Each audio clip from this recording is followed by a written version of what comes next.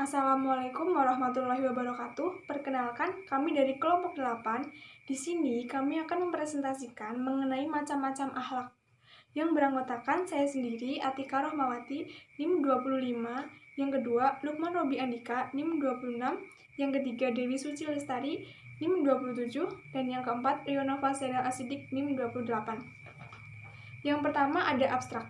Dalam tulisan ini menganalisis konsep akhlak Islami menurut pendapat salah satu tokoh dari ulama salaf yaitu Imam Al-Ghazali. Salah satu karyanya yang fenomenal yaitu kitab Tasawuf yang berisi nasihat-nasihat agama yaitu Ihya, Ulum Al-Din, dan kitab lainnya yang menjelaskan tentang akhlak. Mengenai seperti apa akhlak menurutnya dan bagaimana metode menjadi akhlak yang baik. Inilah yang menjadi fokus masalah dalam penelitian ini. Konsep pemikiran ini akan memberikan refleksi kepada setiap orang yang mengkajinya tentang bagaimana akhlak dan bagaimana penerapannya dalam kehidupan sehari-hari. Pendekatan yang digunakan dalam penelitian ini adalah library research atau penelitian kepustakaan. Dengan jenis penelitian yang digunakan yaitu penelitian kualitatif. Sumber datanya adalah kitab karangan dari Al-Ghazali. Data yang terkumpul kemudian dianalisis dengan menggunakan metode analisis.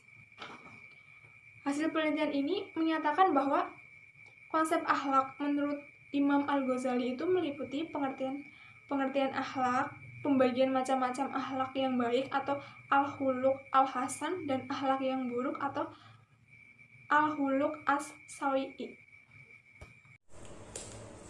Kemudian akan saya lanjutkan, saya sendiri Lukman Robi Andika, NIM 26.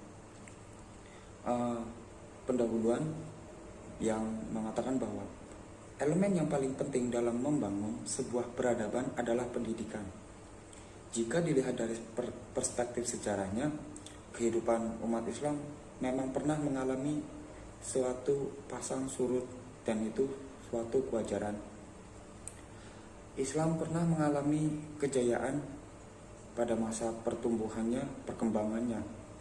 Hal ini dibuktikan dalam sejarah peradaban Islam pada zaman Daulah Abbasiyah dengan adanya Baitul Hikmah sebagai pusat kegiatan intelektual pada saat itu.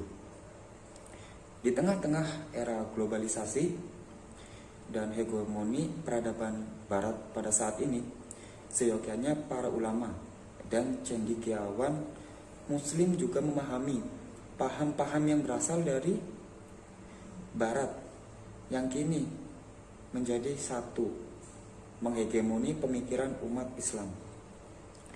Perubahan tersebut dapat dilihat dari hilangnya nilai-nilai leluhur bangsanya. Kemudian Indonesia yang dahulu terkenal lama, sopan santun dan memiliki rasa toleransi yang tinggi sudah mulai sulit ditemukan untuk saat ini.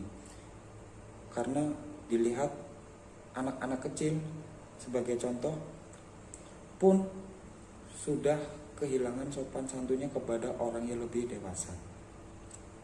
Persoalan akhlak harus menjadi perhatian bagi lapisan masyarakat, khususnya lembaga pendidikan saat ini. Karena pendidikan Islam yang lebih banyak muatan agama akan mewujudkan suatu penanaman budi pekerti yang banyak memuat unsur-unsur pendidikan rohani, pendidikan akal, pendidikan jasmani, pendidikan agama yang meliputi Al-Quran, hadis, muamalah, pendidikan politik, serta pendidikan estetika dan jihad. Selanjutnya akan dilanjutkan pada teman saya. Perkenalkan, nama saya Dewi Suci Lestari, NIM 1901040027. Untuk kali ini saya akan mencoba menjelaskan mengenai pembahasan dalam jurnal ini. Dalam jurnal ini, pembahasan inti yaitu mengenai akhlak. Sebuah akhlak akan terbentuk dengan baik jika dibarengi dengan adanya keadilan dan kebijaksanaan dalam tingkah laku juga budi pekerti.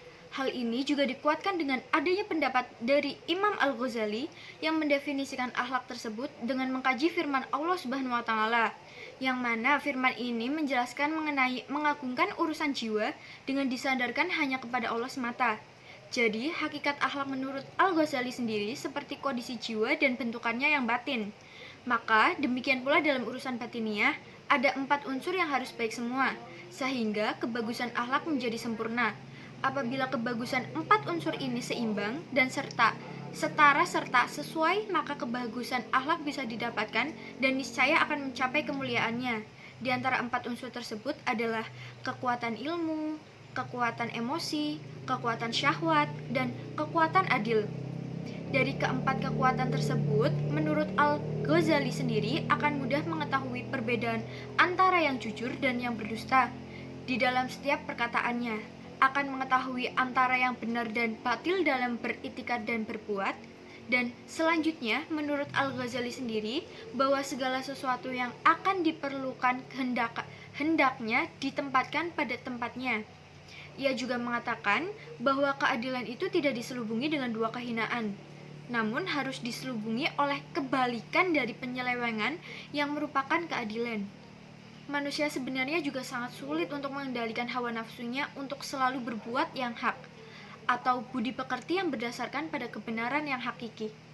Sifat manusia dari awalnya adalah fitrah, suci dari segala keyakinan, dan inilah yang akan menjadi suatu landasan penting sebuah agama yang menjadikan akhlak seseorang bisa berlaku adil dan bijaksana. Kemudian ada kesimpulan, yaitu dalam pembahasan tersebut memberikan inti dari akhlak jika terbentuk dengan baik adalah jika adanya keadilan dan kebijaksanaan.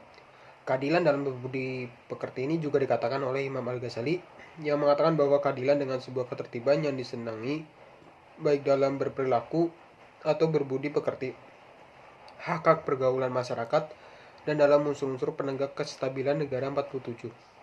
Ia juga mengatakan bahwa keadilan itu tidak diselubungi dengan dua kehinaan, namun harus diselubungi oleh kebalikan dari penyelewengan yang merupakan keadilan.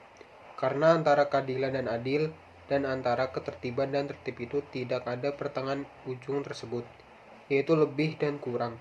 Tetapi yang ada hanyalah satu lawan dan satu penyeimbang, yaitu penyelewengan dan ketidakadilan.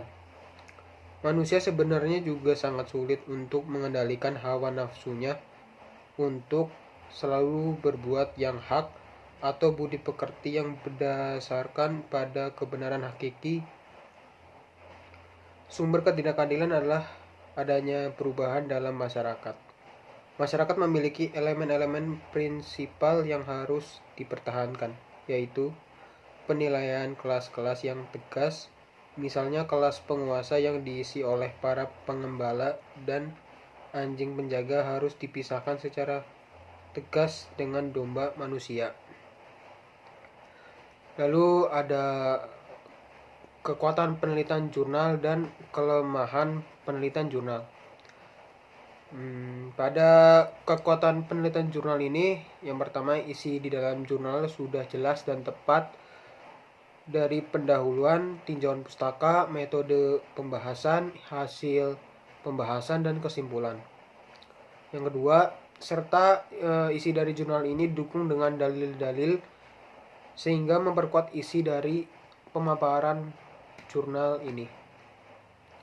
Kemudian yang terakhir yaitu ada kelemahan penelitian, yaitu terdapat beberapa istilah-istilah Latin dari bahasa Arab yang tidak dijelaskan oleh penulis mengenai istilah tersebut pada jurnal ini. Sekian review jurnal dari kelompok kami. Terima kasih. Wassalamualaikum warahmatullahi wabarakatuh.